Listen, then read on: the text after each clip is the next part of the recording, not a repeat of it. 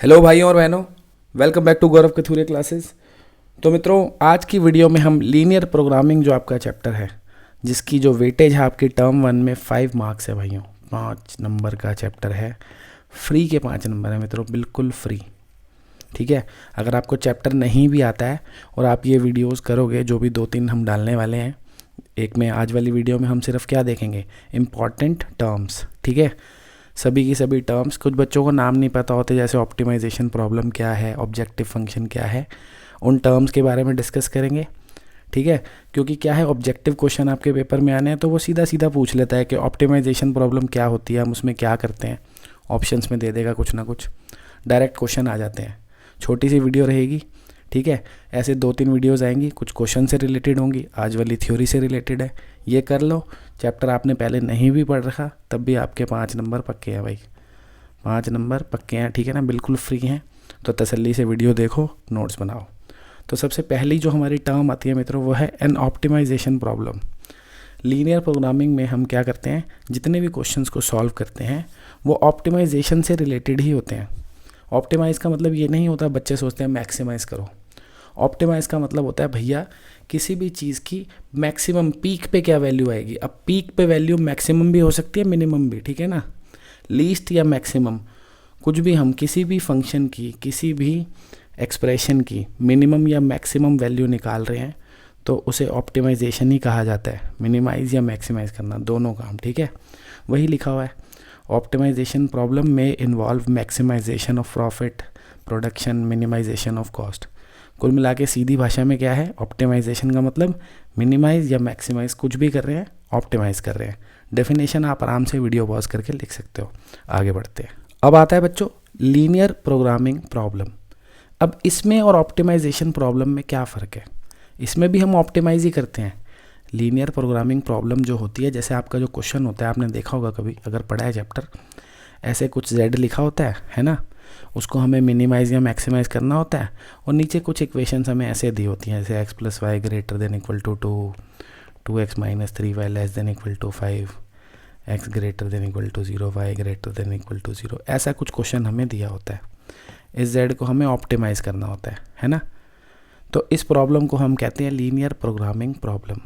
क्या फ़र्क है इसमें और ऑप्टिमाइजेशन में, ये लीनियर है। इसमें जिस फंक्शन को हमें मैक्सिमाइज़ या मिनिमाइज़ करना है उसमें वेरिएबल्स की पावर 1 होती है हमेशा, और 2 वेरिएबल में होता है x और y में। ठीक है, एक ऐसा फंक्शन जो 2 वेरिएबल x और y में हो, ठीक है, ज़रूरी नहीं है x और y हो, ठीक है, x1 x2 ऐसा भी कुछ भी लिखा हुआ आ जाता है पेपर में। कुल मिला के लीनियर प्रोग्रामिंग क्या है, एक ऐसा प्रॉब्लम जिसमें हम एक फंक्शन को ऑप्टिमाइज़ करते हैं, यानी मैक्सिमाइज़ या मिनिमाइज़ करते हैं, जो कि 2 वेरिएबल में हो और दोनों वेरिएबल की पावर 1 होनी चाहिए, जैसे अभी मैंने आपको दिखाया। बट ऑप्टिमाइजेशन प्रॉब्लम में क्या था, उसमें भी मैक्सिमाइज़ या मिनिमाइज़ करते हैं, पर उसमें ऐसा कुछ नहीं होता लीनियर हो, उसमें कैसा भी फंक्शन हो सकता है। जैसे आपने मैक्सिमम मिनिमम में पढ़ा है, अलग अलग तरीके के फंक्शन को आप मैक्सिमाइज़ या मिनिमाइज़ करते हो, है ना। यहाँ पे हम सिर्फ लीनियर फंक्शंस को मैक्सिमाइज़ या मिनिमाइज़ करेंगे, और जिस फंक्शन को हम मैक्सिमाइज़ या मिनिमाइज़ करते हैं उसे ऑब्जेक्टिव फंक्शन कहते हैं।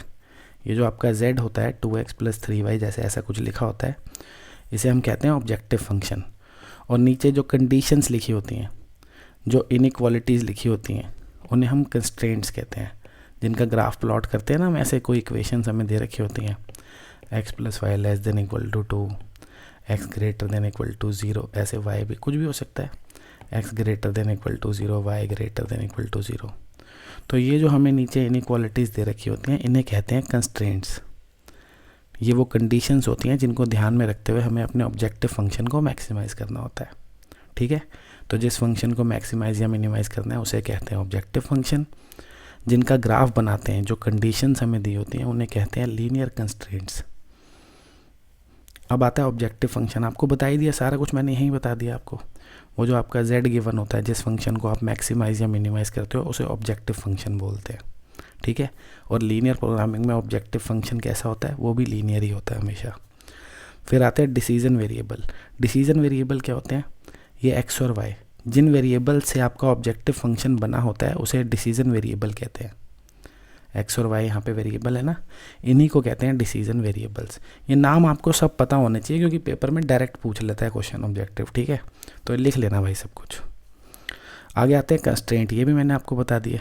कंस्ट्रेंट्स क्या होते हैं कि भैया z को जब हम मैक्सिमाइज मिनिमाइज करते हैं तो जो हमें उसके अलावा इक्वेशंस दी होती हैं, इन इक्वेशंस दी होती हैं, इनइक्वालिटीज़ दी होती हैं, ऐसे कुछ भी हो सकती है वो, है ना, 3x + 4y > 5, 4y > 5, ऐसे कुछ भी हो सकती है इक्वेशन। इन सभी को हम क्या कहते हैं, कंस्ट्रेंट्स कहते हैं, जिनका हम ग्राफ प्लॉट करते हैं, जो रिस्ट्रिक्शंस लगी होती हैं, लीनियर इनइक्वालिटीज़ होती हैं, ये क्वेश्चन की रिस्ट्रिक्शन या कंडीशन आप कह सकते हो, इन्हीं को कंस्ट्रेंट कहा जाता है। और ये हमेशा नॉन नेगेटिव होते हैं, मतलब ये दोनों तो दिए ही होते हैं हमेशा। क्यों दिए होते हैं, देखो आपके क्वेश्चन से ना वो कट चुके हैं, वर्ड प्रॉब्लम इस बार आपके सिलेबस से वर्ड प्रॉब्लम कट चुके हैं। आप पढ़ते तो आपको पता चलता है लीनियर प्रोग्रामिंग जनरली क्या होता है, प्रॉफिट कॉस्ट इन चीज़ों को मैक्सिमाइज मिनिमाइज करने के लिए यूज़ किया जाता है। तो वहाँ पे एक्स और वाई क्या होते हैं, वो नंबर ऑफ़ यूनिट्स होते हैं। कोई चीज़ आप प्रोड्यूस कर रहे हो, कुछ चीज़ आप परचेज़ कर रहे हो, तो नेगेटिव में तो प्रोडक्शन नहीं कर सकते। एक्स और वाई क्या होते हैं, क्वांटिटी होती है, क्वांटिटी नेगेटिव नहीं जाती जनरली। फ़िलहाल हम उसमें नहीं घुसेंगे क्योंकि इतना आपसे नहीं पूछ रहे। वर्ड प्रॉब्लम जो लोग करते हैं उन्हें पता ही होता है। कंस्ट्रेंट नॉन नेगेटिव रहते हैं हमेशा, मतलब पॉजिटिव होते हैं, ठीक है, 0 होंगे या 0 से ज़्यादा होंगे। फिर आता है फिजिबल रीजन। फिजिबल रीजन क्या होता है, फिजिबल रीजन होता है बच्चों जब आप अपने जो कंस्ट्रेंट होते हैं, जो आपके कंस्ट्रेंट होते हैं, जब आप उनका ग्राफ प्लॉट करते हो, जैसे आपने कोई ग्राफ प्लॉट करा यूँ करके, ठीक है, ऐसे प्लॉट करा, तो उनके बीच में जो कॉमन एरिया आता है जिसे आप शेड करते हो, बच्चे उसे शेडेड रीजन बोलते हैं, वो बचपन में बोलते थे। जो भी आप इनइक्वालिटीज़ का ग्राफ ड्रॉ करते हो उसके बाद जब आप शेडिंग करते हो, जो कॉमन एरिया शेड होता है उस एरिया को हम बोलते हैं फिजिबल रीजन, ठीक है। फिर फिजिबल सोल्यूशन क्या होते हैं, फिजिबल सोल्यूशन बच्चों उस शेडेड एरिया के अंदर जो भी पॉइंट्स हैं और उसकी बाउंड्री पे जो भी पॉइंट है उन सबको फिजिबल सोल्यूशन कहा जाता है। जो आपका शेडेड एरिया होता है यानी फिजिबल रीजन, उसके अंदर जितने भी पॉइंट हैं और उसकी बाउंड्री पर जितने भी पॉइंट हैं उन सभी पॉइंट्स को फिजिबल सॉल्यूशन कहा जाता है। और जो शेडेड रीजन यानी फिजिबल रीजन के बाहर पॉइंट्स होते हैं, एक्स और वाई की जो वैल्यूज़ हैं, उन्हें इनफिजिबल सॉल्यूशन कहा जाता है।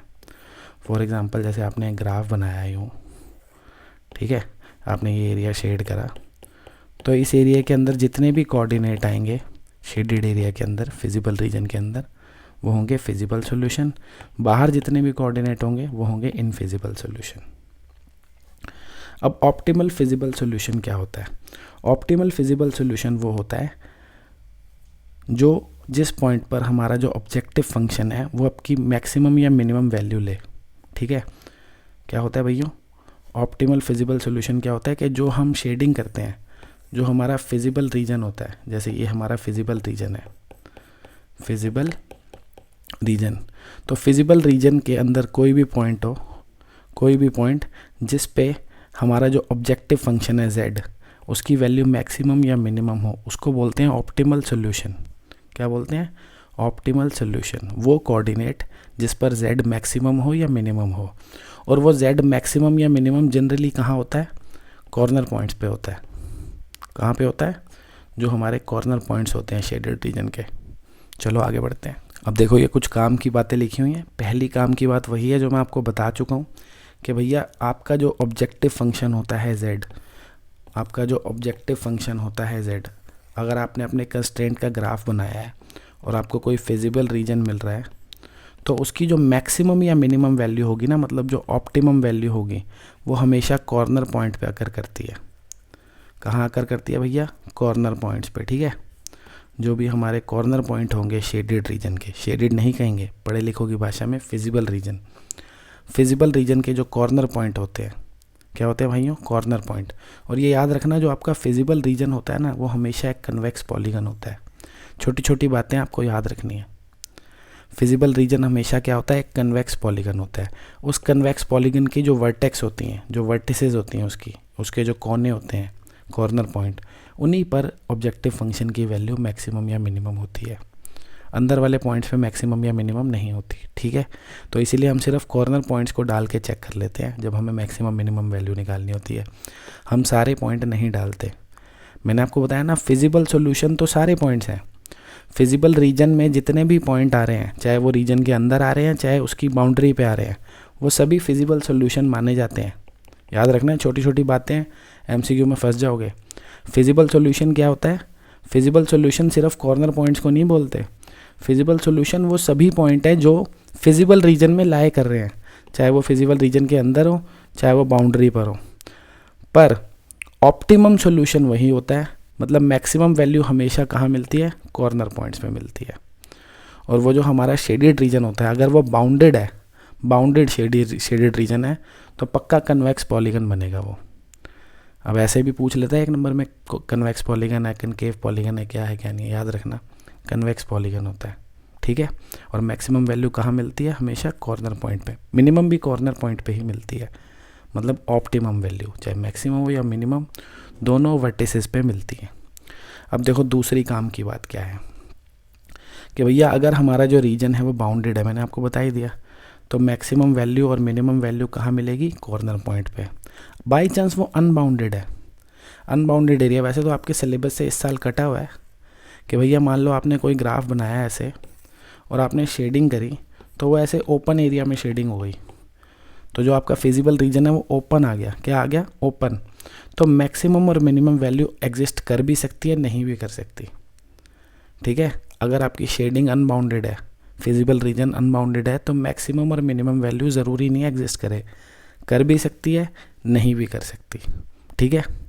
ये छोटी छोटी बातें पूछ सकते हैं आपसे एमसीक्यू में।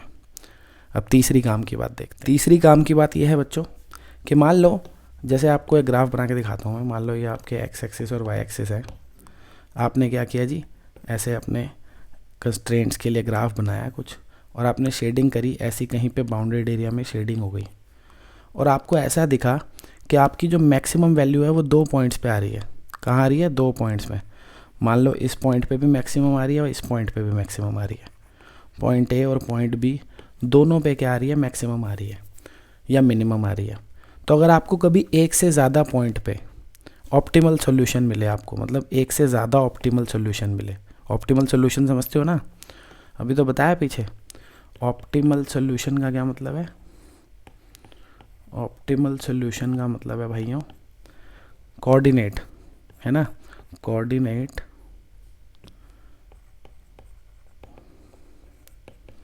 Eight which z is maximum और मिनिमम, ठीक है। वो तो क्वेश्चन में पूछा होगा ना मैक्सिमम वैल्यू या मिनिमम, उस हिसाब से हम देखेंगे। मान लो हमसे मैक्सिमम पूछी है और हमें दिख रहा है 2 पॉइंट पे मैक्सिमम है, या हमसे मिनिमम पूछी है, हमें दिख रहा है 2 पॉइंट पे मिनिमम है, तो हम यूँ नहीं कहेंगे 2 पॉइंट पे मिनिमम है। इन दोनों पॉइंट को जो लाइन कनेक्ट कर रही है फिजिबल रीजन में, इस पर जितने भी पॉइंट होंगे, यानी इनफाइनाइट पॉइंट्स होंगे ना, लाइन सेगमेंट पे कितने पॉइंट होंगे? इनफाइनाइट। उन सभी पॉइंट पे z मैक्सिमम होगा। समझ गए भैया? तो ये कभी मतलब नहीं होता इस बात का कि 2 पॉइंट पे मैक्सिमम है। अगर कभी भी आपको 2 ऑप्टिमल सॉल्यूशन मिल रहे हैं, इसका मतलब वो 2 नहीं है, वो 2 से ज़्यादा है। कभी भी आपको 2 कॉर्नर पॉइंट पे वैल्यू मैक्सिमम मिल गई, तो आप कहोगे उन दोनों पॉइंट को ज्वाइन करने वाली जो लाइन है, उस लाइन पे जितने भी पॉइंट लाए कर रहे हैं, फिजिबल रीजन वाले होने चाहिए लेकिन बाहर के नहीं होने चाहिए, ठीक है। फिजिबल रीजन के अंदर उस लाइन पे जितने भी पॉइंट लाए कर रहे हैं, उन सभी पे z मैक्सिमम होगा, मतलब इनफाइनाइट पॉइंट्स पे मैक्सिमम होगा। सेम बात मिनिमम के लिए। अगर किसी एक पे मैक्सिमम होता तो बात ख़त्म थी कि एक ही पे मैक्सिमम है, एक पे मिनिमम होता तो भी बात ख़त्म थी कि एक ही पॉइंट पे z मिनिमम है। पर अगर 2 पे मिल गया ना, 2 पे, तो आप यूँ नहीं कहोगे 2 पे है, आप क्या कहोगे? उन 2 पॉइंट्स पे जो लाइन बन रही है, उन 2 पॉइंट से उस पे जितने भी पॉइंट लाए कर रहे हैं, यानी इनफाइनाइट पॉइंट्स, उन सभी पे z मैक्सिमम है, मतलब सेम वैल्यू लेगा और मैक्सिमम लेगा, ठीक है। बस यही थी थ्योरी, ख़त्म। अब नेक्स्ट वीडियो में क्वेश्चंस कराऊंगा आपको, ध्यान से करना उनको भैया, ठीक है। वो कर लोगे तो आपके 5 नंबर इसमें पक्के हैं, फ्री के नंबर है। इस थ्योरी के नोट्स बना लो। कोई बात जो मैंने कही है आपको समझ आई, बाई चांस इधर नहीं लिखी हुई इंग्लिश में, आप उसको अपनी भाषा में लिख सकते हो ताकि आपको क्लियर रहे।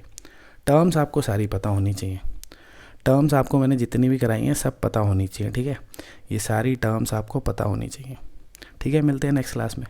अच्छा लग रहा है तो वीडियो को लाइक करो, शेयर करो, चैनल को सब्सक्राइब करो, दोस्तों से सब्सक्राइब करवाओ।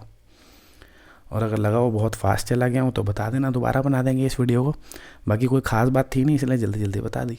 ठीक है, बाय।